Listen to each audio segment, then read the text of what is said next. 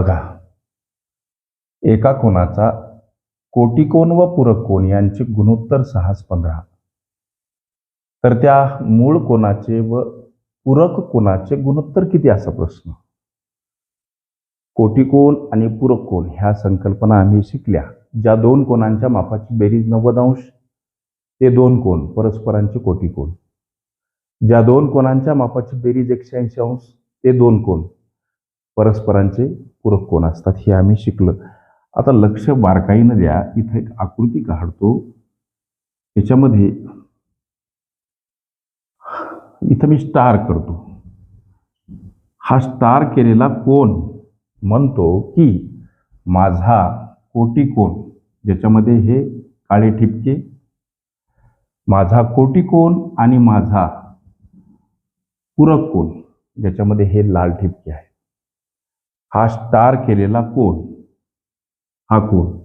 प्रत्येक कोणाला नावं देत बसलं म्हणजे गणित भरपूर लांबते, भरपूर वेळ खाते. म्हणून हा स्टार ज्या कोणाच्या अंतर्भागामध्ये मी दर्शवला, हा कोन म्हणतो की माझा हा कोटिकोन, ज्याच्यामध्ये काळे ठिपके आहेत, आणि माझा पूरक कोन यांचं गुणोत्तर 6:15 आहे.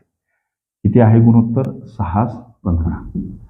हे गुणोत्तर मित्रांनो मी इथं दर्शवतो. इथं कोटिकोन आणि पूरक कोन यांचं गुणोत्तर गणित म्हणते 6:15. ओके. आता याच्यावर मुख्य प्रश्न आपल्याला असा विचारला लेकरांनो की तर त्या मूळ कोनाचे व पूरक कोनाचे गुणोत्तर किती. तर त्या मूळ कोनाचे आणि पूरक कोनाचे गुणोत्तर आकृतीतून समजावून सांगा सर. तर त्या मूळ कोनाचे म्हणजे ज्याच्यामध्ये स्टार असलेला हा कोन, या मूळ कोनाचे त्याच्या पूरक कोनाशी. मग त्याच्या पूरक कोनाशी म्हणजे आता ही रेषा प्रमाणित नाही मानायची. त्याच्या पूरक कोनाशी म्हणजे हा त्याचा पूरक कोनाशी संपूर्ण असलेलं गुणोत्तर किती असा प्रश्न विचारला. आपल्याला उत्तरापर्यंत जायचं कसं, लक्षात घ्या. कोटिकोन आणि पूरक कोन, या कोनाचा कोटिकोन आणि पूरक कोन यांचं गुणोत्तर 6:15 आहे. ही गोष्ट क्लिअर. आता मित्रांनो, पूरक कोनांच्या जोडीचं माप 180 अंश असते. 180 वजा त्याच्यातून कोटिकोनांच्या जोडीचं माप 90 अंश असते. ते माप वजा करा, बराबर हे गुणोत्तर चलपद x वापरून वजा स्वरूपात मांडा. कशासाठी सर? तर आपल्याला प्रथमतः या कोनाचं माप काढायचं. ओके. ही वजाबाकी इथं 90 सर, आणि हा फरक 9x सर. 90. आता हे 9 भागीला समोर एकटा x, हा भाग गेला 10 न. 10 अंश बराबर x आलं. मग आलेलं उत्तर म्हणजे या स्टार केलेल्या कोनाचं का नाही, या गुणोत्तराला 10 न गुणा, म्हणजे 6 गुणिला 10. हे जे कोटिकोन आहे ना, कोटिकोन आणि हा पूरक कोन यांचं गुणोत्तर 6:15 आहे. याला 10 न गुणायचं म्हणजे हा कोन 60 अंशाचा आणि हा लेकरांनो 150 अंशाचा. हा कोन कळाला तुम्हाला. याचं माप आलं लेकरांनो 60 अंश आणि याचं 150 अंश. ओके. आता एक मुख्य प्रश्न इथं असा की मूळ कोनाचे, तर त्या मूळ कोनाचे पूरक व पूरक कोनाचे गुणोत्तर किती. इथं हा जो कोन आहे याचा कोटिकोन 60 अंशाचा आला आणि कोटिकोनाच्या जोडीचं माप 90 अंश असते.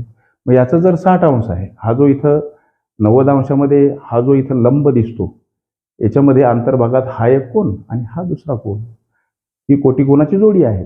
कोटिकोनाच्या जोडीचं माप 90 अंश असते. त्यामधला हा कोटिकोन 60 अंशाचा. अर्थात हा जो कोन आहे लेकरांनो, हा किती अंशाचा असणार हो?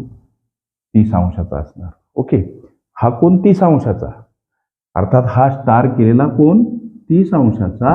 आता गणित म्हणते तर त्या मूळ कोनाचे म्हणजे हा मूळ कोन, तो ज्याच्याबद्दल वर्णन गणितात आलं, या मूळ कोनाचे पूरक कोनाचे गुणोत्तर.